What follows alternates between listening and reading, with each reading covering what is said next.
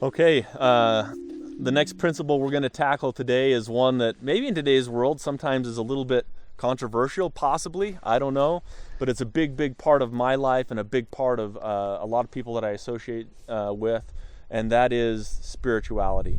And I know when I said that, somebody maybe watching this might have cringed and say, well, why is this important to my mental health during this crisis, and why would I think about this? But I think the definition of spirituality is important, right? Yeah. To understand what we're talking about when we're saying spirituality. So Ty, maybe you can share from your perspective what this thought is of spirituality and spiritual practices and how that's a help in times of stress and anxiety. Absolutely. So first, this is coming from a person. I consider myself a very spiritual and a religious person, but I see those things as different things that happen to be connected, right? And so my religious practices are things that I do that connect me to my spirituality, and those things are good things for me because what they do is they help me connect to, in my case, God, but a higher power, something bigger than myself, that again allows perspective. It allows me to be able to relinquish control where I actually never had control in the first place. And by doing so, I by nature of giving those things back to something bigger than myself, I can no longer hold them, which means I don't have to be stressed about them, right? And there's some really good research in the field here on stress and also on healing and on physical health, on the power of spiritual practices. And I'll give you just one example of a research study that's been done on spirituality, and this one particularly was done on prayer, and it was done with terminally ill cancer patients. And the results of the study found that people who believed in a higher power and who practiced the practice of prayer significantly outlived their diagnosis of cancer more often, and more often were actually moved into remission and cured than those who did not. That's a pretty fascinating set of data and study that says, well, there is something to this, right? So the way that I define spirituality with my clients is I say, what are those things in your life, beliefs that you have or practices that you do that give you a chance to connect to something or somebody bigger than yourself? And if we will engage in those practices, that could be all sorts of things. Thanks, River. It could be all sorts of things. It could be fasting. It could be prayer. It could be certain types of meditation. It could be, even sometimes what we talked about with nature does it for me too, to connect me to a higher power, bigger, or something bigger than myself.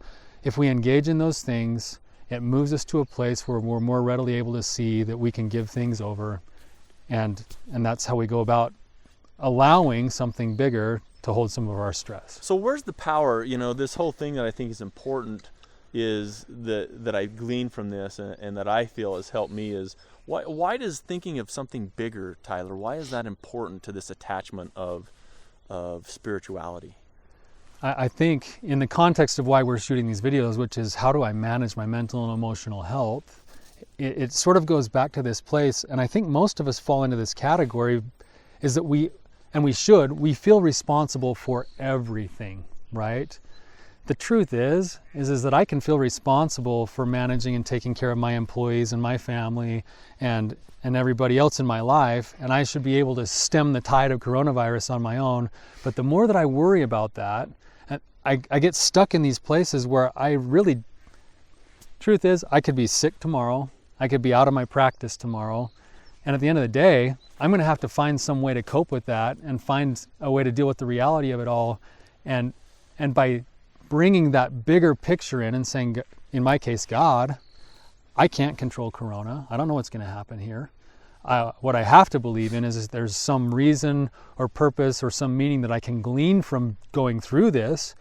And by looking outward, that simple action now moves me from a place of being trapped and closed in and depressed and going, oh, all is lost. Like, I don't know what's going to happen to, well, if there's a meaning or a purpose or something bigger here, I'll go look for it and I'll find it. At least I'm taking action now. At least I'm able to move. I don't feel stuck and trapped.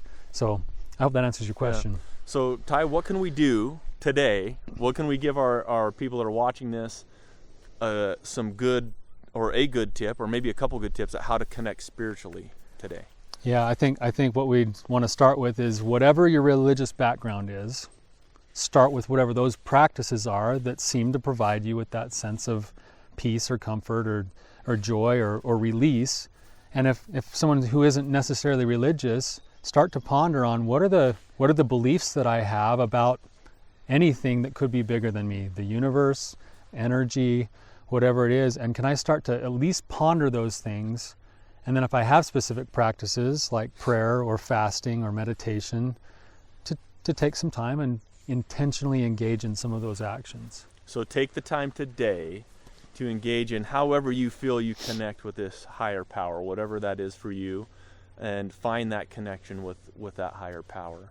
And hopefully through that, you can maybe see this situation as what it is a crazy situation, but a situation that we don't have any control over, and that we shouldn't take a lot of stress in trying to digest, but just realize it for what it is, and realize that it will pass, and that we'll be better for it in the end. This too shall pass. This too shall pass. Yep.